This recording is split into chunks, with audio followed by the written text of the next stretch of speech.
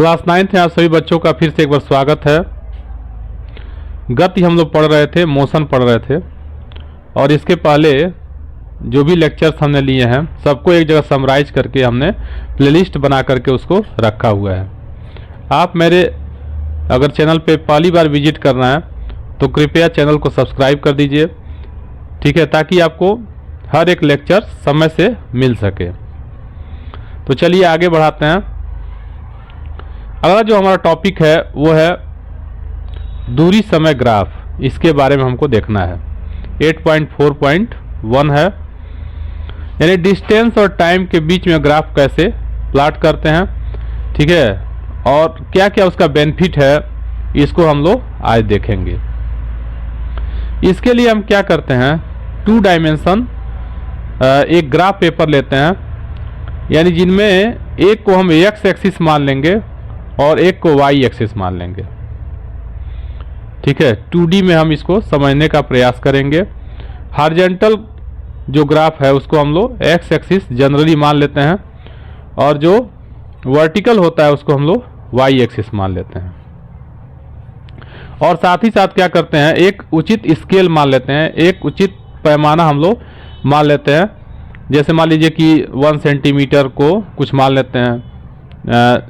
अब वो तो डाटा के ऊपर डिपेंड करता है कि आपको डेटा कैसा दिया हुआ है, ठीक है, उसके अकॉर्डिंग अपने सुविधा के अनुसार हम लोग स्केल मेजरमेंट करते हैं, ठीक है। स्केल लेते हैं और उसके बाद हम लोग ग्राफ प्लॉट करते हैं। तो इस तरह से हम क्या करते हैं, एक्स एक्सिस पे कुछ एक जनरल स्केल मान लेते हैं। जैसे मान लीजिए कि अगर आपका दिया हुआ है 10 सेकेंड, 20 सेकेंड, 30 सेकेंड, 40 सेकेंड, ऐसे दिया हुआ है टाइम ऐसे वेरी कर रहा है, तो आप क्या करेंगे, 1 सेंटीमीटर को एक्स एक्सिस पे 10 सेकेंड मान लेंगे। ऐसे ही अगर मान लीजिए वाई एक्सिस पे डिस्टेंस अगर वेरी कर रहा है, ठीक है, मीटर में मान लीजिए 10 मीटर है, 20 मीटर है, 30 मीटर है, तो वहाँ पे आप क्या करेंगे, 1 सेंटीमीटर को 10 मीटर मान लेंगे। ये आपके ऊपर डिपेंड करता है कि आप इंटरवल क्या लेते हैं और एक उचित स्केल आप क्या चूज करते हैं। तो एक उचित स्केल ले लेते हैं हम लोग, प्रॉपर स्केल ले लेते हैं, जिसकी सहायता से हम क्या कर सकें, अधिक से अधिक बड़े डिस्टेंस को, ठीक है, और अधिक से अधिक जो बड़े टाइम इंटरवल्स हैं उनको स्मॉल में हम दिखा सकें। और इस तरह से ग्राफिकल जो मेथड होता है, एक बेस्ट मेथड होता है, एक बेस्ट मैथमेटिकल मेथड होता है एक दिए गए डेटा को रिप्रेजेंट करने का।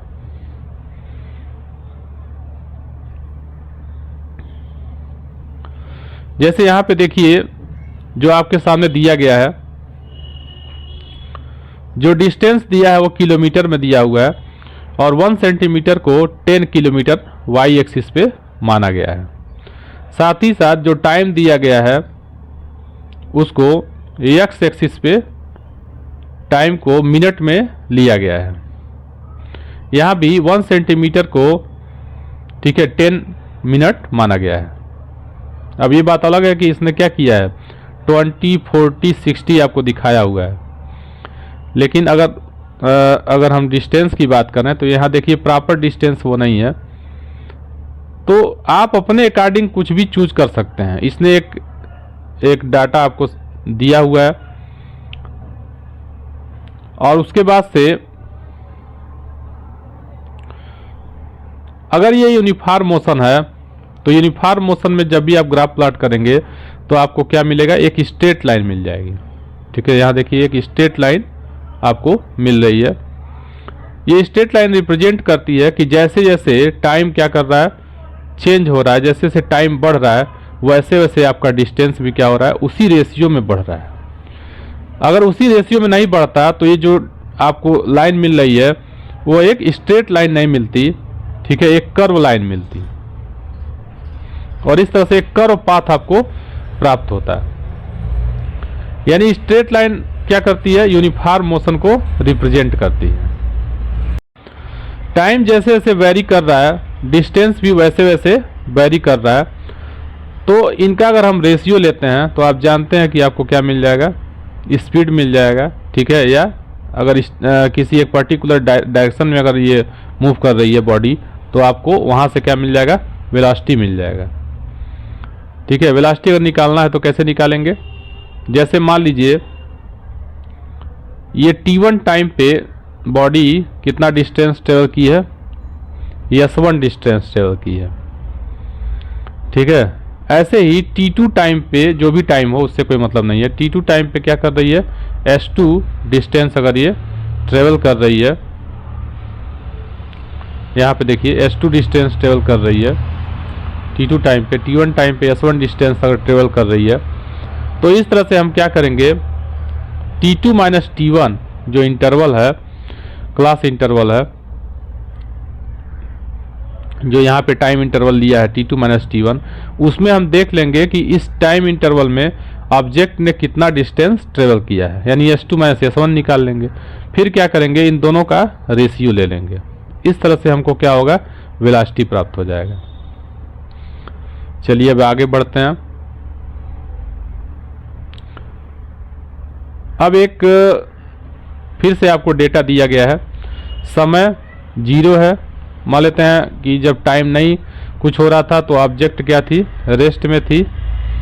जैसे जैसे टाइम वेरी करने लगा, ऑब्जेक्ट ने चलना शुरू कर दिया। मान लेते हैं कि यूनिफॉर्म टाइम इंटरवल हम लेते हैं। ठीक है, पहले 0 था, अब हमने क्या लिया है, 2 सेकेंड लिया है, फिर 4 सेकेंड लिया है।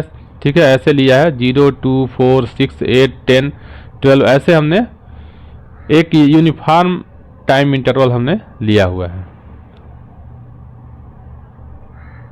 ठीक है, 2 और 2 4, 4 2 6, 6 2 8, 8 2 10, ऐसे हमने क्या किया है, 2 2 का डिफरेंस लिया है।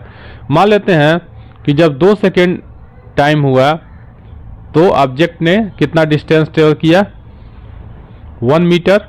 फिर अगले 2 सेकेंड में उसने 4 मीटर डिस्टेंस ट्रेवल किया। फिर अगले 2 सेकेंड में उसने कितना चला, 9।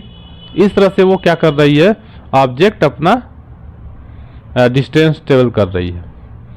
तो हम देख रहे हैं कि टाइम इंटरवल तो सेम है, लेकिन ऑब्जेक्ट जो डिस्टेंस ट्रेवल कर रही है वह सेम टाइम इंटरवल में सेम डिस्टेंस ट्रेवल नहीं कर रही है। इस तरह से वो क्या कर रही है, एक नॉन यूनिफॉर्म मोशन कर रही है। अगर इसको हम ग्राफ पे प्लॉट करें तो ग्राफ हमको कुछ इस तरह से मिलेगा। ठीक है, पहले 2 सेकेंड में उसने कुछ डिस्टेंस ट्रेवल किया है। ठीक है, मान लीजिए 1 मीटर के करीब डिस्टेंस ट्रेवल किया था। ठीक है, अगले 2 सेकेंड में उसने कितना ट्रेवल किया, 4 किया है। ठीक है, फिर 6 के सामने आप देखिए ग्राफ कहाँ है, 6 के सामने ग्राफ क्या है, हमको 9 के पास है। तो इस तरह से हम देख रहे हैं कि जैसे जैसे टाइम आगे बढ़ रहा है, व्हीकल क्या हो रही है, उसका जो टाइम इंटरवल है उसके अकॉर्डिंग डिस्टेंस जो है वो तेज करती जा रही है। ठीक है, इस तरह से वो क्या कर रही है, इक्वल टाइम इंटरवल में इक्वल डिस्टेंस नहीं कवर कर रही है। ठीक है, यानी यहाँ पे क्या हो रहा है, एक्सेलरेशन हो रहा है। ठीक है, एक्सेलरेटेड मोशन वो कर रही है, एक्सेलरेशन में है। इसलिए जो ग्राफ आपका मिला है वो एकदम सीधे स्ट्रेट लाइन नहीं मिला है। ठीक है, वो क्या कर रहा है, कर्व लाइन आपको मिल रही है। नेक्स्ट आपका है वेग समय ग्राफ। ठीक है, यानी वेलोसिटी टाइम ग्राफ आपको देखना है। तो चलिए वेलोसिटी टाइम ग्राफ हम देख लेते हैं। एक सरल रेखा में चल रही वस्तु के वेग में समय के साथ परिवर्तन को वेग समय ग्राफ द्वारा दिखाया जा सकता है।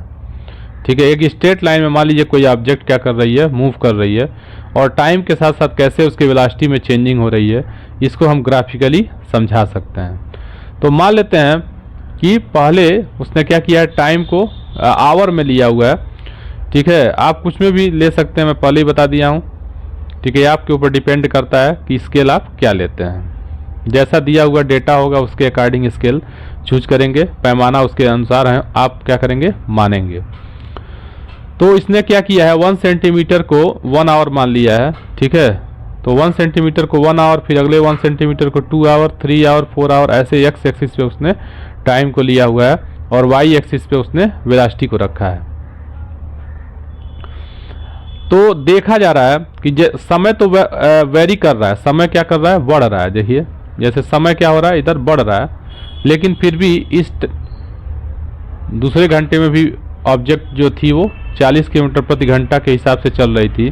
ठीक है, तीसरे घंटे में देखा गया तब भी उसके वेलोसिटी में कोई चेंजिंग नहीं हुई है। ठीक है, जब 4 घंटा हो गया तब भी इसके वेलोसिटी में कोई चेंजिंग नहीं हो रही है। इस तरह से हम देख रहे हैं कि समय तो आगे बढ़ रहा है लेकिन उसका वेग नहीं बढ़ रहा है। ठीक है, यानी वो क्या कर रही है, कांस्टेंट वेलोसिटी से मूव कर रही है। ठीक है, कांस्टेंट वेलोसिटी से वो मूव कर रही है। तो पहला जो आपका ग्राफ है कि एक समान चाल से अगर बॉडी क्या करती है, मूव कर रही है। ठीक है, उसका केस लिया हुआ है, एक समान चाल से गतिमान किसी कार का वेग समय ग्राफ। अगर हम डिस्टेंस निकालना चाहें कि बॉडी ने कितना डिस्टेंस ट्रेवल किया है इस दौरान, तो हम क्या कर सकते हैं, इस रेक्टेंगल की सहायता से निकाल सकते हैं, इस चतुर्भुज की सहायता से हम निकाल सकते हैं। ठीक है, जो भी कलर किया हुआ है, जैसे मान लीजिए बॉडी यहाँ से शुरू करती है चलना। ठीक है, तो T2 माइनस T1 निकाल लीजिए और फिर आपका जो उसका वेलोसिटी है उससे आप मल्टीप्लाई कर दीजिए। ठीक है, गुणा कर दीजिए। तो इस तरह से ABCD का जो क्षेत्रफल है, एरिया है, वो क्या करेगा, उस वस्तु के द्वारा तय किए गए डिस्टेंस को रिप्रेजेंट करेगा। ठीक है, दूरी को रिप्रेजेंट करेगा। अगला जो ग्राफ का केस है उसमें क्या किया गया है, अगर मान लीजिए कोई बॉडी क्या करती है, टाइम के रिस्पेक्ट में अपने वेलोसिटी में इक्वल रेट से इंक्रीमेंट करती है। इक्वल रेट से इंक्रीमेंट करती है, इसका मतलब ये हुआ कि जैसे जैसे समय मान लीजिए आपका बढ़ रहा है, वेलोसिटी वो क्या कर रही है, समान रूप से बढ़ा रही है। ठीक है, तो उसको हम क्या कहेंगे, एक समान त्वरण से यह त्वरित हो रही है, हम कहेंगे उसको। ठीक है, बॉडी क्या कर रही है, एक समान रूप से त्वरित हो रही है, यूनिफॉर्मली एक्सेलरेटेड मोशन है ये।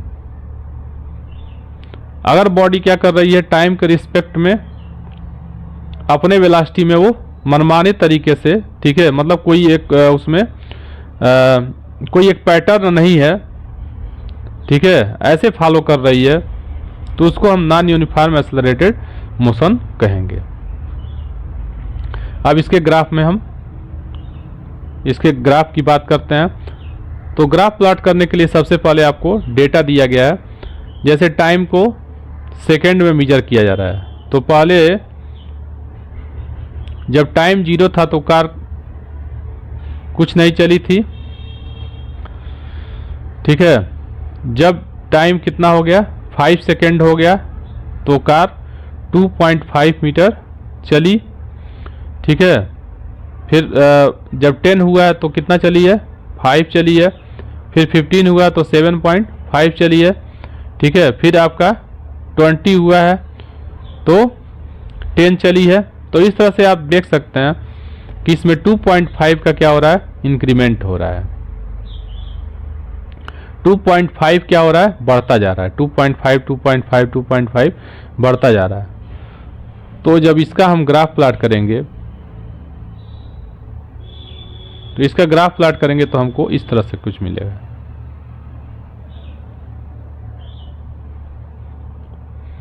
जब टाइम हमारा 0 था, ठीक है, तो बॉडी क्या थी, वो भी रेस्ट में थी, 0 पे थी। जब 5 हुआ तो कितना चल रही है, वो 10 चल रही है। ऐसे जब 10 हुआ है, समय 10 सेकेंड हुआ है तो कितना चली है, 20। तो इस तरह से क्या कर रही है, वो यूनिफॉर्मली एक्सेलरेटेड है। जैसे जैसे टाइम आपका बढ़ रहा है वैसे वैसे उसके वेलोसिटी में भी क्या हो रहा है, इंक्रीमेंट हो रहा है। अगर ग्राफ प्लॉट करते हैं तो हमको एक स्ट्रेट लाइन मिल रही है, और स्ट्रेट लाइन क्या रिप्रेजेंट करता है, रिप्रेजेंट करता है कि वेलोसिटी क्या है, टाइम के डायरेक्टली प्रोपोर्शनल है। ठीक है, यानी समानुपाती है। और ये समानुपाती जो ग्राफ है वो यह प्रदर्शित कर रहा है कि वह एक समान रूप से क्या कर रही है, एक्सेलरेट हो रही है। एक समान त्वरित गति से गतिमान किसी कार का वेग समय ग्राफ।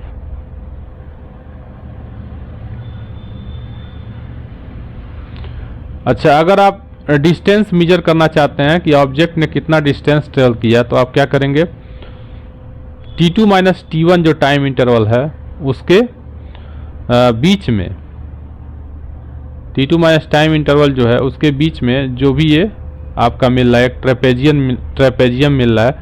ट्रेपेजियम को हम क्या कहते हैं, समलंब चतुर्भुज मिल रहा है। तो समलंब चतुर्भुज का अगर आप क्षेत्रफल निकाल लेते हैं तो वो क्या करेगा, दूरी को प्रदर्शित करेगा। यानी ऑब्जेक्ट ने, यानी कार ने कितना डिस्टेंस ट्रेवल किया, इसका एरिया आप निकाल करके पता लगा सकते हैं। एरिया कैसे निकालेंगे, आप इस आयत का एरिया निकाल लीजिए और इस त्रिभुज का एरिया निकाल के जोड़ दीजिए, और नहीं तो डायरेक्ट समलंब चतुर्भुज का एरिया निकालने का फार्मूला होता है, ठीक है। समांतर भुजाओं का योगफल निकाल लेंगे, 1/2 समांतर भुजाओं का योगफल गुणे उनके बीच की दूरी यानी हाइट, ठीक है। इस तरह से भी आप उसका क्षेत्रफल ज्ञात कर सकते हैं।